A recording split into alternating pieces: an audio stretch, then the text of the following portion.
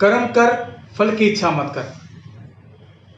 इसी उद्देश्य के साथ एक युवक जो लगातार इलाके में समाज से संबंधित कार्य कर रहे हैं और हर सुख दुख में अपनी भूमिका अदा कर रहे हैं, आज इसी को लेकर आज हम पहुंचे हैं सीमावर्ती इलाका गड़साना, जहां तमाम समस्याओं के समाधान के लिए प्रयास किए जाते हैं और तमाम जो जन समस्याएं इलाके में उत्पन्न होती है तो उसे भी निपटाने का प्रयास किया जाता है। हमारे साथ ऊर्जावान युवा दिलीप जी मौजूद हैं। हम उनसे करेंगे कुछ खास बातचीत, जानेंगे उनके सफर का लंबा कारवां। दिलीप जी, सबसे पहले तो हमारे चैनल में बहुत बहुत स्वागत है। नमस्कार दिलीप जी, आप एक सामाजिक रूप से लगातार इलाके में कार्य कर रहे हैं और किसी प्रकार का प्रचार भी नहीं करते हैं, तो ये प्रेरणा आपको कहाँ से मिली? ये प्रेरणा हमारे गुरु ग्रंथ साहिब से मिली हुई है कि आप कर्म करो, फल की इच्छा मत करो। आप यदि पौधा लगाओगे तो वो फल एक दिन देगा, चाहे जब मर्जी मिले, परंतु अपने धीरे धीरे करके स्ट्रगल करके जीतना होता है। समाज परिवार सबकी सेवा करना मेरा एक उद्देश्य है। बिल्कुल, कहीं ना कहीं देखा जाता है कि अगर इलाके में नहीं बल्कि समूचे जिले सहित राजस्थान में कहीं भी कोई सामाजिक कार्य हो रहा है तो उसमें आप महत्वपूर्ण भूमिका निभाते हैं, तो ये प्रेरणा आपको कहाँ से मिली? ये हमारे सिख समाज से मिली हुई प्रेरणा है कि हमेशा अपना जो जीवन है, जीवन में कुछ अच्छा करेंगे तो आगे अपनी सीढ़ी बनेगी। यदि अपने कुछ स्टेप बाय स्टेप कार्य करते रहते हैं और जीता होता है समाज परिवार और पूरा इलाके का नाम रोशन करने के लिए हमेशा प्रयासरत रहता हूँ और हमेशा रहूँगा। बिल्कुल, इन दिनों अगर बात की जाए, कोरोना वैश्विक महामारी ने इलाके में नहीं बल्कि समूचे राजस्थान में अटैक किया और इसी ध्येय के साथ इन दिनों आप प्रकृति को बचाने में लगे हुए हैं, तो क्या कहेंगे? हम जो भी हमारी स्टार्टिंग है वो अपने घर से होती है। यदि हर परिवार में 5 मेंबर है तो उस परिवार में यदि 10 पौधे अपने लगाते हैं तो वो वहां से स्टेप है पहला। यदि अपने घर में नहीं पौधे लगा के दूसरा पहले काम करते हैं तो वो गलत है।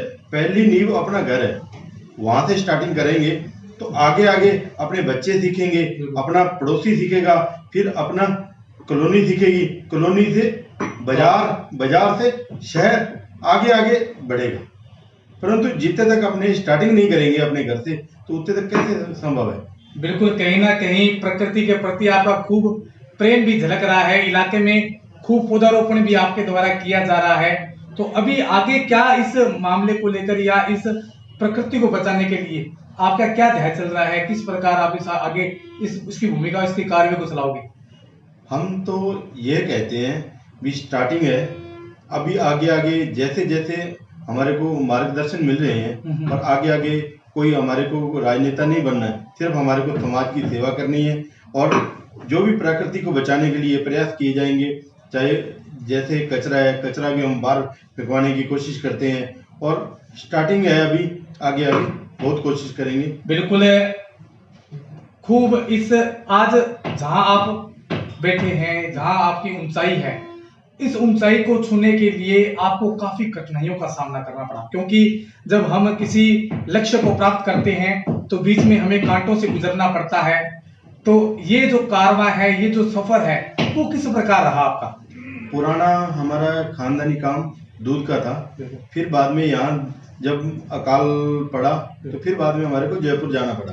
जयपुर में जाके हमने खूब मेहनत की, फिर भी वहाँ भी कोई यदि हमारा गंगानगर जिले का या हमारे गांव का दिखता था तो अपनापन आता था। और आज भी मैं जयपुर रहता हूँ 1 वीक और 1 वीक यहाँ रहता हूँ, फिर भी मैं वहाँ पे कोई भी आदमी मिलता है, चाहे वहाँ पे किसी को ब्लड की जरूरत हो तो भी मेरे ग्रुप प्रोवाइड करवाता है और निसंकोच और स्वार्थ की बेस्वार्थ थे।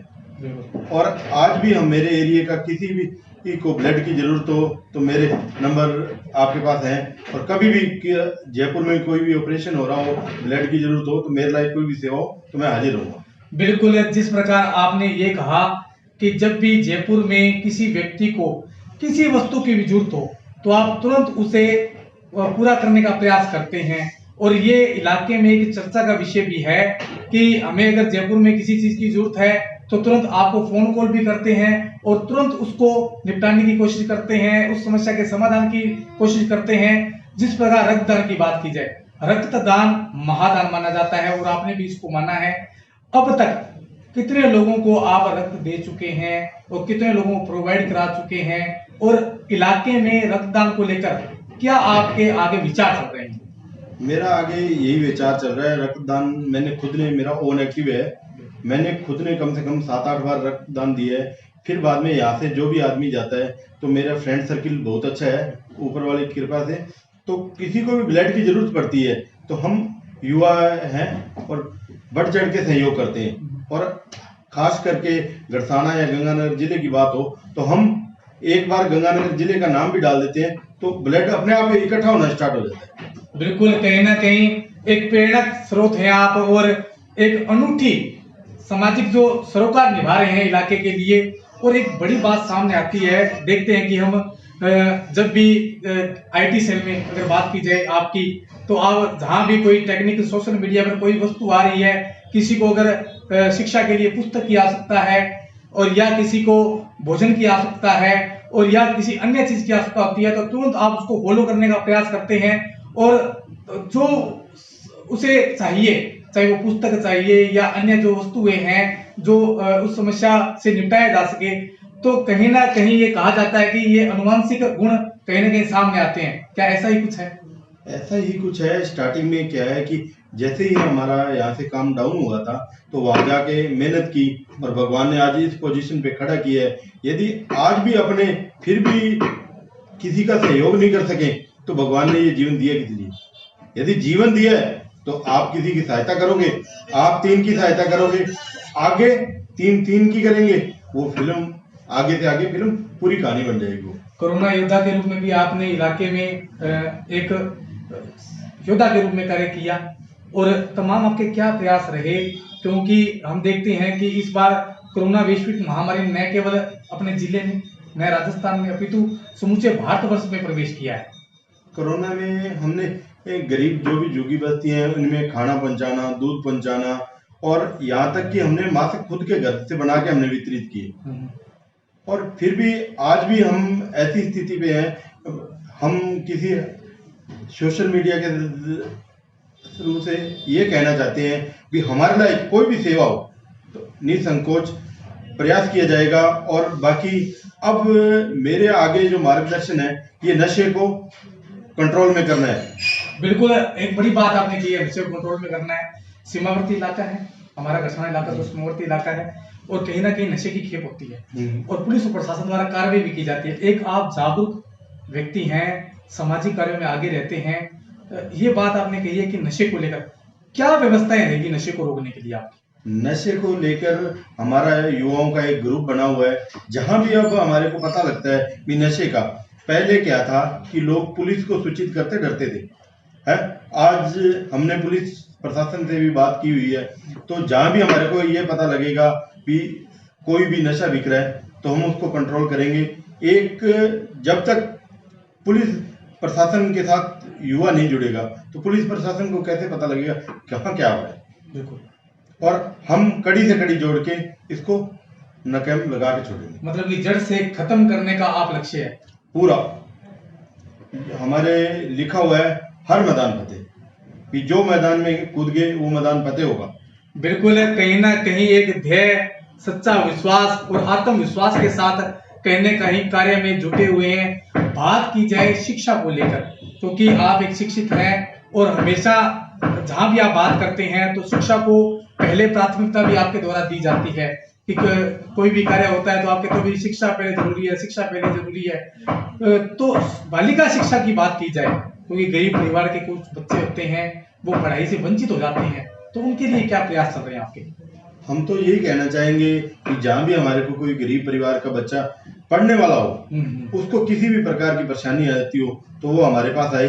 हम उनको ऐसा जो भी किताब या किसी भी चीज की जरूरत है बराबर खड़े रहेंगे।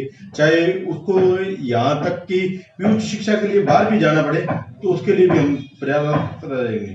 बिल्कुल है। नशे को लेकर एक ध्येय, बालिका शिक्षा को बढ़ावा देने के लिए एक ध्येय और उसके साथ साथ क्षेत्र को हरा भरा करने का भी एक ध्येय सामने दिखाई देता है और लगातार इलाके में एक फील्ड का कार्य कर रहे हैं। अब बात की जाए दिलीप जी कि हमेशा आप अग्रणी भूमिका में रहते हैं वो अपने समाज को लेकर, क्योंकि आप सर्व समाज को एक मानते हैं, चाहे वो सिख समाज है चाहे वो अन्य समाज है, तमाम समाजों को आप प्रमुखता से रखते हैं।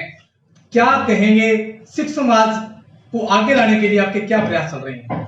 सिख समाज को आगे लाने के लिए हमारे क्या है कि जैसे भी कोई भी गुरुद्वारा साहब में कोई प्रोग्राम होता है तो हम सब एकजुट होकर सेवा करते हैं। और फिर बाद में ये नहीं भी गुरुद्वारा साहब की सेवा करते हैं, हमारे कोई भी जन्म दिहाड़ा या गुरुद्वारा साहब में प्रोग्राम होता है तो हम पूरे आल बाजार की सफाई करवाते हैं। जहां से हमारे गुरु ग्रंथ साहब की यात्रा जाएगी और एक एक गली में पानी छिड़काव करवा के, और जो भी ग्रुप बना हुआ है, हालांकि मैं नहीं, मेरा सारा फ्रेंड सर्किल ऐसा है कि वो सेवा के लिए एक मैसेज डालना पड़ता है और अपने आप भीड़ जुट जाती है। तमाम समाजों के साथ इतना ही प्रेम आपका? सबके साथ प्रेम है और जो भी मेरे को जब भी याद करता है मैं तत्पर खड़ा रहता हूँ। बिल्कुल। एक अभी नवरात्रा का पर्व चल रहा है, इसके बाद दशहरा पर्व है और उसके बाद कहा जाता है कि हमारी संस्कृति के अनुसार दीपोत्सव एक बड़ा पर्व माना जाता है। तो तमाम इलाका वासियों को, देशवासियों को क्या संदेश देना चाहते हैं? मैं यही संदेश देना चाहता हूँ भी जो कोरोना महामारी आई है, भगवान हमारी सुन के इस महामारी कोरोना से मुक्ति दे और हर परिवार खुशी के दीपावली जो दीप जलेंगे उनके साथ ये कोरोना भी जल जाए। बिल्कुल। इनका कहना है कि कहीं भी कोई समस्या उत्पन्न हो, चाहे वो शिक्षा में हो, स्वास्थ्य में हो या अन्य कोई भी समाज से ओतप्रोत कोई भी कार्य हो, मुझे याद किया जाए और उस कार्य को प्रमुखता से किया जाएगा। वह इनका कहना है कि अभी दीपोत्सव आने वाला है, दीपों का त्योहार आने वाला है और इस दीपोत्सव पर मैं तमाम लोगों से ये अपील करता हूं कि पटाखों से दूरी बनाकर रखें और खुशी से इस त्योहार को मनाएं। मैं मेरे सहयोगी राकेश के साथ विकास पारीक, दीपिका न्यूज, गढ़साण।